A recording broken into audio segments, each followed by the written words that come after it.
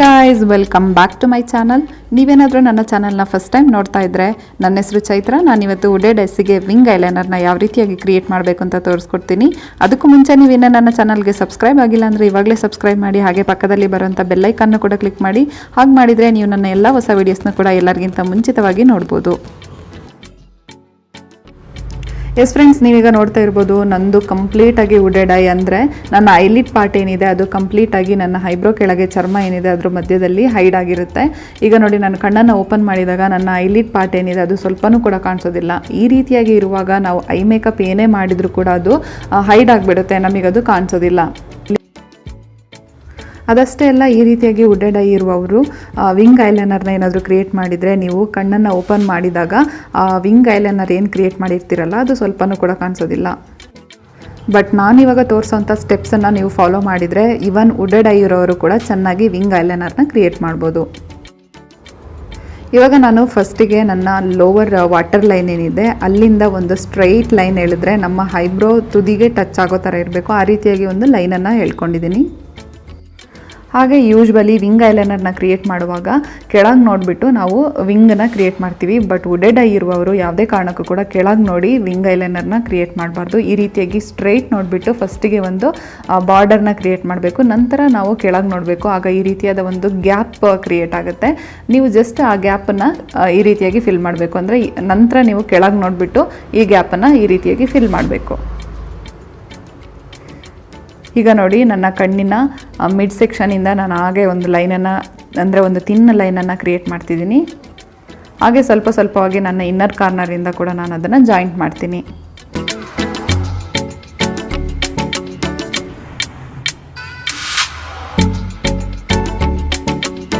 ನಾನೀಗ ಫಸ್ಟಿಗೆ ನಿಮಗೆ ಒಂದು ಐಡಿಯಾ ಬರಲಿ ಅಂತ ಹೇಳ್ಬಿಟ್ಟು ಒಂದು ಚಿಕ್ಕ ವಿಂಗ್ ಲೈನರ್ನ ಕ್ರಿಯೇಟ್ ಮಾಡಿದ್ದೀನಿ. ಹಾಗೆ ಹೋಗ್ತಾ ಹೋಗ್ತಾ ನಾನು ಇದನ್ನೇ ಸ್ವಲ್ಪ ತಿಕ್ಕಾಗಿ ಯಾವ ರೀತಿಯಾಗಿ ಮಾಡಬೇಕು ಅಂತಲೂ ಕೂಡ ತೋರಿಸ್ಕೊಡ್ತೀನಿ.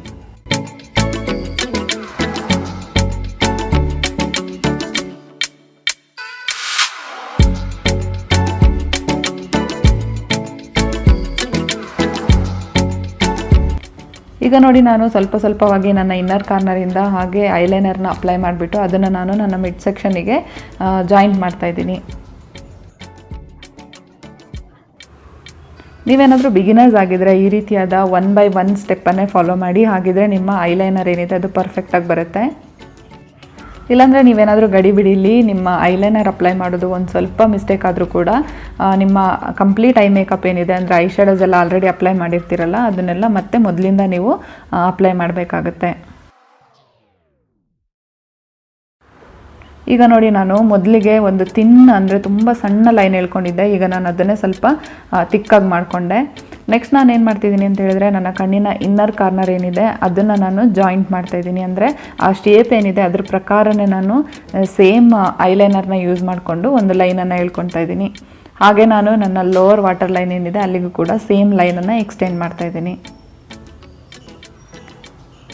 ನೀವು ಬೇಕು ಅಂತ ಹೇಳಿದರೆ ನಿಮ್ಮ ಲೋವರ್ ವಾಟರ್ ಲೈನಿಗೆ ಕಾಜಲ್ನ ಕೂಡ ಯೂಸ್ ಮಾಡ್ಬೋದು.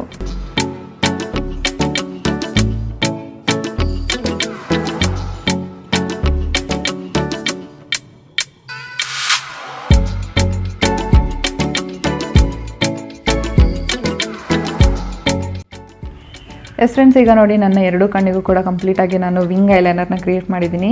ಈ ವಿಂಗ್ ಐಲೈನರ್ ಏನಿದೆ ಇದು ನಾನು ತುಂಬ ತಿಕ್ಕಾಗೂ ಹಾಕಿಲ್ಲ, ತುಂಬ ತಿನ್ನಾಗೂ ಹಾಕಿಲ್ಲ, ಸ್ವಲ್ಪ ಮೀಡಿಯಮ್ ಆಗಿ ಹಾಕಿದ್ದೀನಿ. ಹಾಗೆ ನಾನಿಲ್ಲಿ ನನ್ನ ಐಲ್ಯಾಶಸ್ಸಿಗೆ ಮಸ್ಕರನ ಅಪ್ಲೈ ಮಾಡ್ತಾಯಿದ್ದೀನಿ. ಮಸ್ಕರನ ಅಪ್ಲೈ ಮಾಡುವಾಗ ನಮ್ಮ ಲೋವರ್ ಲ್ಯಾಶಸ್ ಏನಿದೆ ಅದನ್ನು ಮರಿಬಾರ್ದು, ಅಲ್ಲಿಗೂ ಕೂಡ ನಾವು ಮಸ್ಕರನ ಅಪ್ಲೈ ಮಾಡಬೇಕು.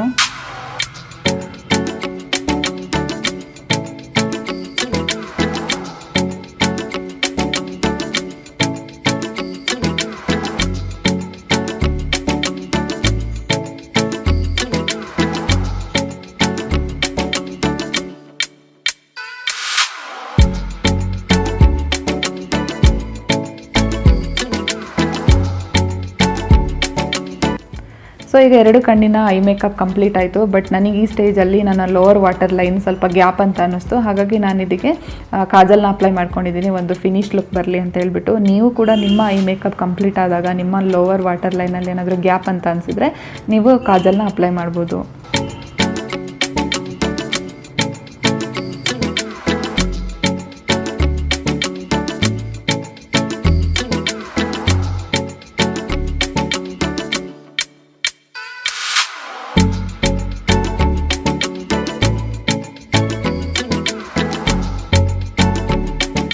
ಎಸ್ ಫ್ರೆಂಡ್ಸ್, ಇವತ್ತಿನ ನನ್ನ ಈ ವಿಡಿಯೋ ನಿಮಗೆಲ್ಲರಿಗೂ ಇಷ್ಟ ಆಗಿದೆ ಅಂತ ಅಂದ್ಕೊಂಡಿದ್ದೀನಿ. ನಿಮಗೆ ಇಷ್ಟ ಆಗಿದ್ರೆ ನನ್ನ ಚಾನಲ್ಗೆ ಸಬ್ಸ್ಕ್ರೈಬ್ ಮಾಡೋದನ್ನು ಮರಿಬೇಡಿ. ನೀವು ನನ್ನ ಇನ್ಸ್ಟಾಗ್ರಾಮ್ ಮತ್ತು ಫೇಸ್ಬುಕ್ಕಲ್ಲಿ ಕೂಡ ಫಾಲೋ ಮಾಡ್ಬೋದು. ಲಿಂಕನ್ನು ನಾನು ಡಿಸ್ಕ್ರಿಪ್ಷನ್ ಬಾಕ್ಸಲ್ಲಿ ಬಿಟ್ಟಿರ್ತೀನಿ. ಸೊ ಮುಂದಿನ ವಿಡಿಯೋದಲ್ಲಿ ಮತ್ತೆ ಭೇಟಿಯಾಗೋಣ. ಅಲ್ಲಿವರೆಗೂ ಟೇಕ್ ಕೇರ್, ಬಾಯ್ ಬಾಯ್.